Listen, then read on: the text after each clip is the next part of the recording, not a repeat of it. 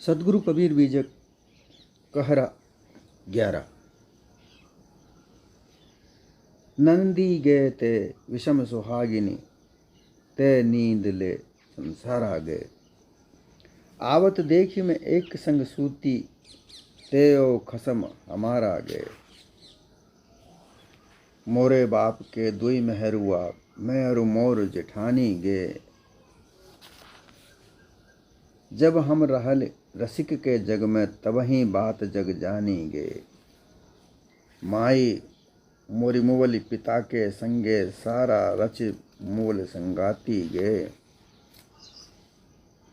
आप ही मुवली और ले मुवली, लोग कुटुंब संग साथी गए। ज्यों लो श्वास रहे घिट भीतर, त्यों लो कुशल परी है गए। कहीं कबीर जब श्वास ने निकरी गो, मंदिर अनल जरी गए है। ये कहरा 11वां कहरा है। इस कहरा में सदगुरु कबीर इस भोले भाले अज्ञानी जीव की स्थिति के बारे में बताते हैं कि वो कैसे योगी ज्ञानी और भक्तों की स्थिति को देखकर अचंभा करता है, अचरज करता है और उनकी महिमा का बखान करता है। और उस महिमा को बखान करते हुए वो उनके उलझन में फंस जाता है, उनके जंजाल में फंस जाता है। नंदी गए ते विषम सुहागिनी, ते गए नींद ले संसार आ गए। यहाँ है की जगह गए का प्रयोग किया गया है। सदगुरु कबीर इलाहाबाद, बनारस, अवध इधर की बोली का ज़्यादा प्रयोग अपनी भाषा में किया। इसमें गए जो प्रयोग किया गया है, ये औरतें आपस में वार्तालाप करती हैं तो गए का संबोधन करती हैं। ये मिथिला अवधी भाषा है। मिथिला की तरफ, अवध की तरफ जैसे हम लोग किसी को आवाज़ देते हैं, ऐ राम, ऐ श्याम, क्या है, तुम क्या कर रहे हो, ऐसे जो शब्दों का प्रयोग करते हैं, तो वहाँ स्त्रियां गए का प्रयोग करती है। क्या है, कहाँ गए, इस तरीके से जो गए का प्रयोग करती हैं। तो इसी को गए का प्रयोग इस कहरा में किया है। कहरा में गए का प्रयोग किया गया है की जगह गए का प्रयोग किया गया है। नंदी गए ते विषम सुहागिनी। जब साधक योगी ज्ञानी भक्तों के पास जाता है, गुरुजनों के पास में जाता है, तो वो उनकी स्थिति को देखकर, योगी जटाजूट रहते हैं, खूब खाते पीते हैं, अलमस्त रहते हैं, ध्यान साधना में लगे रहते हैं, उनको देखकर बड़ा इनको अचंभा होता है। और वो कहते हैं कि हे योगी जी महाराज, आप तो सदा ऐसे रहती हो जैसे तो कोई सुहागन स्त्री अपने सुहाग के लिए सुहाग करके श्रृंगार करके रहती है। इस तरीके से आप जटाजूट अंग भभूत लगा करके बड़े सुंदर दिखते हो। इस तरीके से सुंदर स्त्री, सुहागिनी स्त्री अपने श्रृंगार के द्वारा दिखती है। इसी तरीके से आप भी इन विषम परिस्थितियों में, विषम सुहागिनी, बड़ी कठिन परिश्रम करके, बड़ी कठिन साधनाओं में भी आप प्रसन्नचित रहते हो। नंदी यहाँ पर प्रिय दिखने वाली वस्तु, प्रिय दिखने वाले योगी जन। नंदी जब ससुराल में बहू आती है तो अपने पति की बहन को नंदी कहते हैं। वह प्रिय होती है, क्योंकि एक तरफ तो पति होता है, परंतु प्रिय बात करने के लिए उसके साथ उसकी हम उम्र की, उसके बराबर की जो पति की बहन होती है, उसके साथ वो अच्छी अच्छी वार्ताएं करती है, मीठी मीठी बातें करती है, तो उसको वो नंदी कहती है। यहाँ भी वो ननद का प्रिय लगना, योगी जनों को प्रिय जानकर उनके साथ ये वार्ता करते हैं।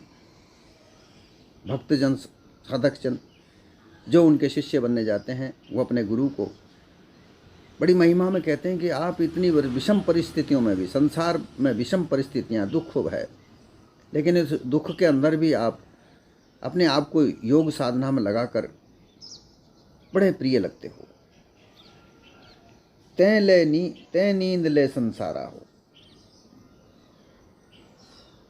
आप बड़े आनंद में रहते हो। और जो आपके शरण में जो नहीं आता है, ये संसार नींद लेता है, अर्थात अज्ञानता की दशा में रहता है, और आप तो योग ज्ञान में रहते हो। बड़ा परम सौभाग्य है आपका। विषम कठिन परिस्थितियों में भी तीव्र वैराग, साधन, तितिक्षा संयुक्त होकर अपने परम पति परमात्मा की सुहागिनी अत्यंत प्यारे सौभाग्यशाली हो। देखिए, यहाँ जो योगी होते हैं वो परमात्मा का ध्यान करते हैं। साधन, तितिक्षा, समदम उपरति तितिक्षा, ये 6 जो साधन होते हैं, सम दम उपरति तितिक्षा, उपराम, क्षमा, समाधान, वैराग्य, तीव्र वैराग्य, अर्थात संसार के सुखों से, संसार के दुखों से सबसे वैराग्य धारण करके जो योगी बनते हैं, उनके लिए कहते हैं कि तुम बड़े वैराग्यवान हो और तुम बड़े सठ संपत्ति से मोक्ष की तरफ, अर्थात परम पिता परमात्मा के ध्यान में लगे रहते हो। उसके समाधि में नींद, अर्थात समाधि में होकर परमात्मा में निमग्न हो रहते हो। आपको धन्य है, आप बड़े सौभाग्यशाली हैं। इस संसार में रहते हुए भी सारे संकट, कष्टों को, दुखों को, बंधनों को छूट गए हो। कृपा करके आप हमें भी ये रास्ता बताइए। ऐसे करके ये संसार के जो अज्ञानी जीव हैं, वो इनके शरण में जाते हैं। परंतु योगी लोग कष्ट क्लेश कभी नष्ट नहीं कर सकते। स्त्रियों में, भोगों में ही प्रेम प्रीत लगाकर सदा लुब्ध आसक्त होकर जीवन भर भोगों में फंसे पड़े रहने वाले लोग, वो परमात्मा को नहीं जानते, सत्संग की ओर कभी नहीं झांकते, संसार के विषय प्रपंच में ही अचेत गाफिल मस्त होकर मोह निद्रा में खूब सोते हैं। ऐसे लोग योग क्रिया को क्या जाने। मैं आपकी शरण में आया हूँ, मुझे आपकी शरण में लेकर मुझे भी यह विधि समझाइए। ऐसे भक्त लोग जाते हैं। परंतु योगी जन वो भी विषय वासना में ही उलझे हुए होते हैं, केवल साधना में कुछ समय बिताते हैं, परंतु संसार के विषय भोगों में उलझे हुए रहते हैं। और जो उनके शरण में जाता है वो उन्हें भी वही रास्ता बताते हैं। आवद देख में एक संग सूती, ते ओ खसम हमारा गया। ये अबोध जीव योगियों को कहते हैं कि मैं जब भी आपको देखता हूँ, आप समाधि में ही लगे रहते हैं। वो परम पिता जो मेरा भी पति है, मैं भी उसको पति रूप में मानता हूँ कि वो सबका रचने वाला है। वो परमात्मा सबको रचने वाला है, वो सबका पति रूप है। आप उनकी समाधि में, उनके मिलने में, उनके मिलन में हमेशा लगे रहते हो। उनके साथ हमेशा सूती अर्थात सोते रहते हो, अर्थात लगे रहते हो। आपके दर्शन, हे योगेश्वर, मैं जब जब भी आपके दर्शन को आता हूँ, तब मैंने यही देखा कि आप अपने पति रूप परमेश्वर के ध्यान में लगे रहते हो। वही हमारा भी खसम है। खसम अर्थात स्वामी। और आप भी वही उसी किस्म के योग निद्रा से लगे रहते हो। आप धन्य हैं।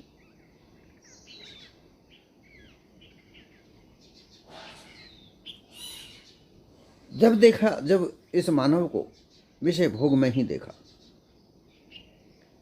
ये मानव तन उत्तम पाकर ये मानव विषय भोग में उलझकर अपने आप को भूलकर जब भोग आसक्ति में ही देखा, अपनी भोग आसक्तियों में गतिमति अस्त व्यस्त करके, जिसकी खबर उन्हें नहीं, व्यभिचारिणियां स्त्रियां परपुरुष में फंसकर अपने पति से छल कपट करती हैं, वैसे ही व्यभिचारी पुरुष लोग भी परिस्त्रियों में फंसकर अपने विवाहिता पर स्त्रियों को छल कपट करते हैं। इसी तरीके से ये योगी लोग भी छल कपट करते रहते हैं। और मालिक तो स्वयं चेतन स्वरूप जीव है, परंतु अपने निज स्वरूप को छोड़कर अन्य कोई पति है ऐसा मानकर उसमें योग क्रिया में लगे रहते हैं और भ्रम धोखे में भूले पड़े हैं, और उसी भूल में जो उनकी शरण में आता है उनको भी वह उलझाते हैं। सद्गुरु कबीर ने हठ योग का ज़्यादा विरोध किया। हठ योग सद्गुरु कबीर के समय में बहुत प्रचलित था। ध्यान योग, सांख्य योग, इसका बोलबाला ज़्यादा न रहकर ये हठ योगी लोग बड़ी बड़ी जटा बढ़ाकर विभिन्न प्रकार के अंग भभूति रमाकर और संसार में विचरण करते थे और सिद्धियों का लालच प्रलोभन देकर इस संसार में विचरण करते थे, अपना भयंकर स्वरूप बनाकर, जिससे लोग भयभीत होकर इनकी से डरते थे और जो इनकी इच्छा होती थी वह इनको दे दिया करते थे। बड़ा भयभीत इनका स्वरूप हुआ करता था। उन्हीं का ज़्यादातर खंडन सद्गुरु कबीर ने किया है। ये भूल भ्रमना में पड़े रहते, विषय आसक्तियों में पड़े रहते, क्योंकि ध्यान समाधि लगाने के बाद जब समाधि छूटती है तो संसार में ही रहना पड़ता है। समाधि में तत्वों का घर्षण श्वास के साथ होता है। जब श्वास अलग अलग स्तर पर ऊंची उठती है, जहाँ जल तत्व, अग्नि तत्व, वायु तत्व, इसके साथ में इसका घर्षण होता है तो अलग अलग प्रकार का रूप स्वरूप उन तत्वों का प्रकाश दिखता है। उसी को ही परमात्मा मानकर वो उसी में ध्यान मग्न हो जाते हैं और परस्पर कहते हैं कि हमने परमात्मा के दर्शन कर लिए, परंतु कोई परमात्मा वहाँ नहीं मिलता। इस प्रकार से उनकी विषय वासनाओं का बीज हृदय में जमा रहता है। अवसर पाकर वो फिर उगता है और ये योगी विषय वासनाओं में उलझ जाते हैं। परंतु जो अबोध जीव है, अबोध भक्त लोग हैं, वो ये नहीं जानते। वो उनको समाधि में लगा हुआ देखकर समझते हैं कि ये परम पुरुष हैं और उनके शरण में जाते हैं। वो कहते हैं, मोरे बाप के दुई मेहरुआ मैं और मोर जेठानी हूँ। वो कहते हैं कि मेरे बाप के, हम जीवों को उत्पन्न करने वाला परम तत्व परमेश्वर, हमारे एक परम पिता परमात्मा है, उनके हम दो मेहरुआ, मेहरुआ अर्थात स्त्रियां हैं। एक तो मैं हूँ जो छोटा भक्त शिष्य हूँ, और दूसरे मेरे गुरु बड़े सिद्ध हैं। हम दोनों एक परम पति के एक परमात्मा ही हैं। अब देखिए यहाँ पर तीन बात हो जाती हैं, एक तो परमेश्वर, एक शिष्य और एक गुरु।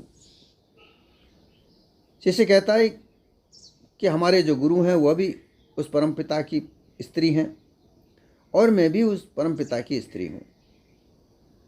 हम दोनों मेहरुआ अर्थात हम दोनों औरतें हमारे उस परम पति के दो स्त्रियां हैं। मैं तो छोटी हूँ और मेरे गुरु बड़े हैं, वो मेरी जेठानी हैं और मैं उनकी देवरानी हूँ। हम दोनों परम पति के एक परमात्मा ही हैं। हम दोनों उनके भक्ति करने वाले स्त्री रूप में भक्त बने हुए हैं। छोटा होने से मैं देवरानी हूँ और बड़ा होने से गुरु जेठ हैं। ज्येष्ठ का मतलब ही बड़ा होता है। और ज्येष्ठ की पत्नी जेठानी होती है। अर्थात बड़े गुरु हैं, शिष्य छोटा है। अबोध जीव ऐसा कहकर अन्यत्र बात करते हैं और दूसरों को भी उन योगियों को चंगुल में फंसाने जैसी बातें करते हैं कि हमारे गुरु बड़े हैं और मैं उनका छोटा हूँ। उस परम पिता को परमात्मा पति से मिलने के लिए हम दोनों प्रयास करते हैं। गुरु हमको वो उनसे मिलने का रास्ता बताते हैं और मैं उस रास्ते पर चलता हूँ। ईश्वर के सिवाय और दूसरा परम पुरुष कोई नहीं होने से मैंने और मेरे गुरु ने परमेश्वर को ही परम पति मानकर स्त्री भाव लेकर के भक्ति भाव किया है। स्त्री भाव करके आज भी एक संप्रदाय ऐसा चलता है जहाँ भक्त अपने आप को स्त्री मानकर वो स्त्रियों के कपड़े ही पहनते हैं और अपना नाम भी स्त्रियों जैसे रखते हैं, वो श्रृंगार करते हैं और वह ईश्वर को अपना पति मानकर और उसकी भक्ति करते हैं। जो उनके गुरु होते हैं वो उनके बड़े होते हैं और वे उनके शिष्य बनते हैं। वेदांती में ब्रह्म बड़ा है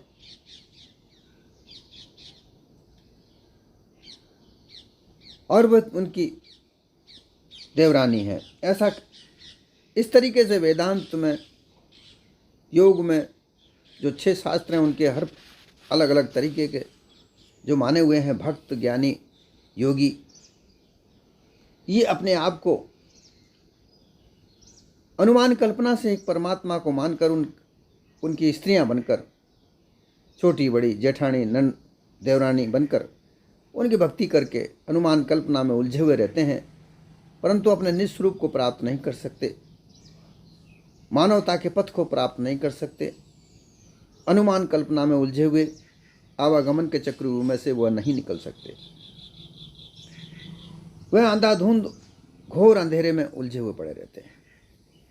जब हम रहल रसिक के जग में तब ही बात जग जानेंगे। रसिक जो रसों में डूबा हुआ है, विषय वासनाओं के आसक्ति में डूबा हुआ है,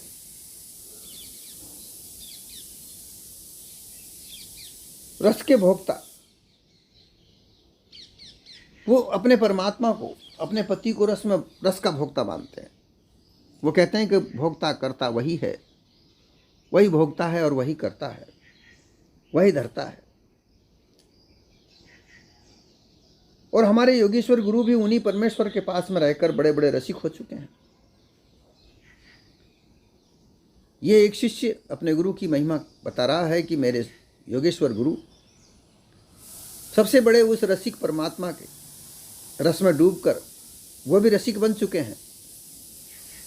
वो हर तरह का रस हमें बताते हैं, अर्थात योग रस, सिद्धि का रस, विभिन्न प्रकार के आसनों का रस, विभिन्न प्रकार की मुद्राओं का रस, ये बताकर हमको उस परमपिता परमेश्वर से मिलने के लिए रास्ता निर्माण करते हैं, बताते हैं।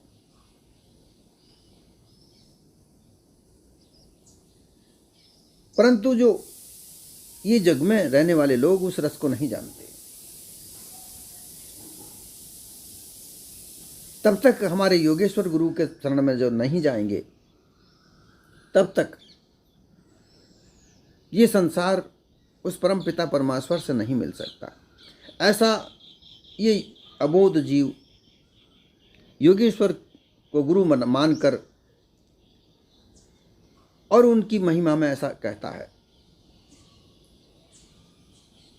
परंतु उसमें किसी भी प्रकार का निज स्वरूप को प्राप्त करने की बात नहीं। वहाँ भी उनको ढीठ निर्भय होकर अधिक कुकर्म करने का पशुवत जीवन बिताने की आदत पड़ जाती है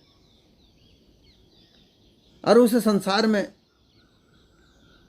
उनको कई जगह पर दुत्कारा जाता है, कई जगह पर फटकारा जाता है, कई दंड उनको प्राप्त होते हैं, क्योंकि उनको कई जगह अपनी अपनी बुरी आदतों की वजह से तिरस्कारित किया जाता है, परंतु वह नहीं मानते, क्योंकि सत्य यथार्थ ज्ञान नहीं होने की वजह से वो संसार के विषय भोगों से छूट नहीं सकते, इसलिए सदैव उनका तिरस्कार होता आया है, परंतु वह फिर भी अपने हठ योग से वो नहीं निकलते।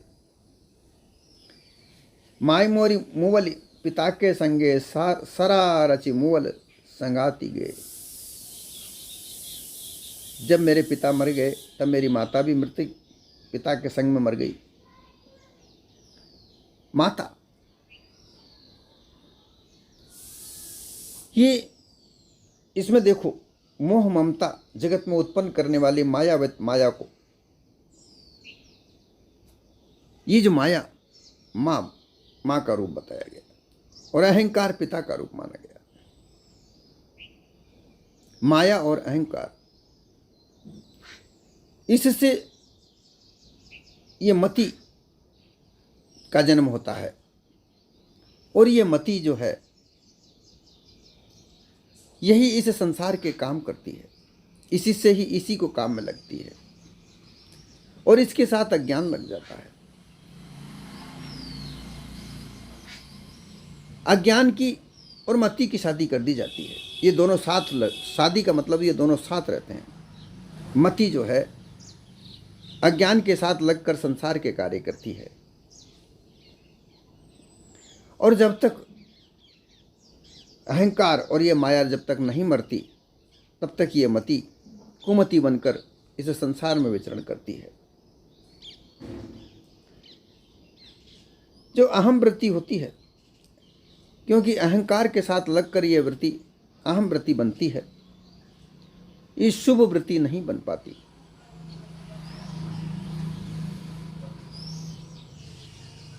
इसके लिए ज्ञान होना आवश्यक है। जब ज्ञान होता है तब अहंकार समाप्त होता है और इस अहम वृत्ति की अहंता नष्ट होती है और वह सुमति बन जाती है, माया नष्ट हो जाती है, अहंकार नष्ट हो जाता है। उस बात को यहाँ पर कहा गया है कि मेरी माँ, कहते तो यह है कि हम योगियों के साथ रहकर, योगी मैंने महायोगेश्वर हमने जब से गुरु किए, योग साधनाओं में लगकर हमारी माया मर गई, माया रूपी माँ थी वो मर गई और मेरा अहंकार पिता वो भी मर गया, ऐसा मति कहती है। सरा रचि मुवल संगीति हो, जो सारे जो मेरे साथ रहने वाले ममता कुमता अहता लालसा इच्छा, ये जितने भी थी वो सब सारे के सारे मेरे संगाती सब मर गए। केवल मैं रह गई हूँ, परंतु ऐसा कुछ होता नहीं है। योग अभ्यास में लगे रहने से जो विषय वासना का बीज है वो जलता नहीं है, वह बीज रूप में रहता है। कहाँ, जबकि अहम ब्रह्मास्मि कहा जाता है तब वहाँ अहम भी बीज रूप में रहता है, नष्ट नहीं होता है। आप हुई मुवली और ले मुवली, लोग कुटुंब संग साथी गए।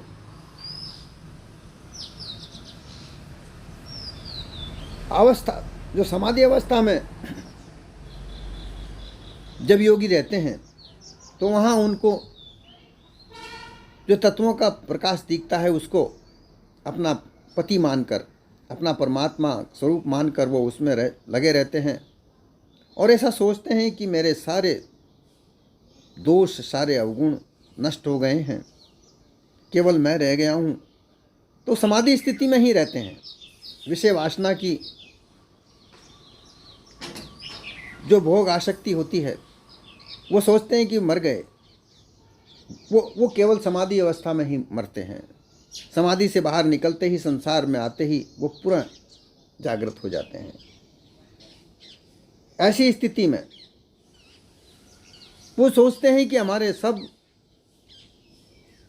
अज्ञान नष्ट हो गया, अहंकार नष्ट हो गया, ममता कुमता लालसा इच्छा ये सब मर गई, परंतु वो मरती नहीं है। वो बीज रूप में स्थित रहती है।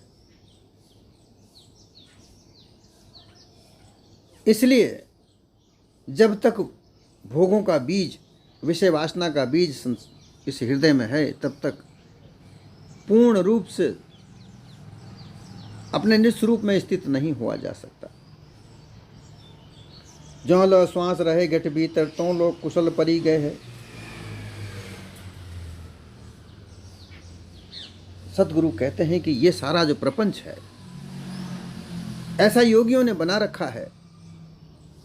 हठ योग के द्वारा विभिन्न प्रकार की मुद्राओं को लगाकर, विभिन्न प्रकार के आसनों को लगाकर, विभिन्न प्रकार की युक्तियों को उपाकर अपने आप को परमात्मा में मिलने का जो ये स्वांग रचते हैं, दिखावा करते हैं, इनसे इनके विषय वासना के बीज हृदय में से नहीं जलता।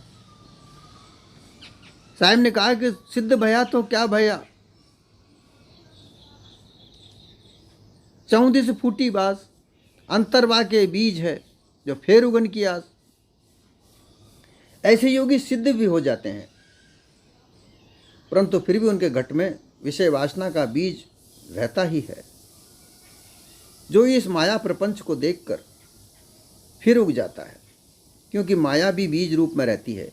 अहम ब्रह्मास्मि में भी ब्रह्म स्वरूप होने के बाद का जो लोग स्वांग भरते हैं, अपने आप का दम भरते हैं कि हम ब्रह्म स्वरूप हैं, वहाँ भी अहंकार का रूप बीज जो है वो रहता है।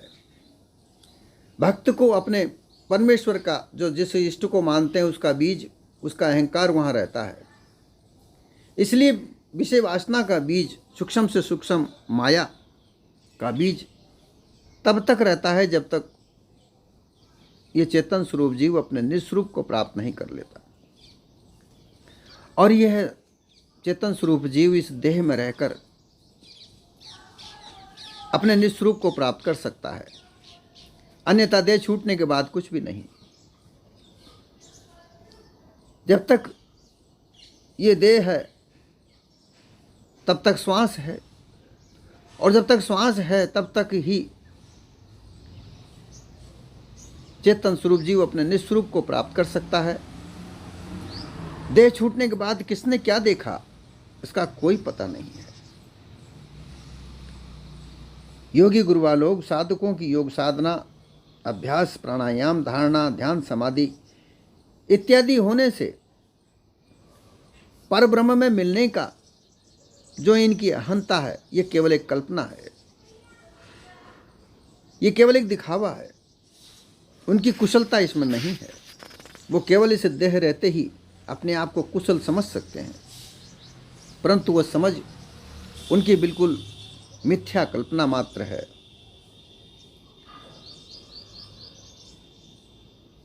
श्वास वायु तक ही वह इसका आचरण कर सकते हैं।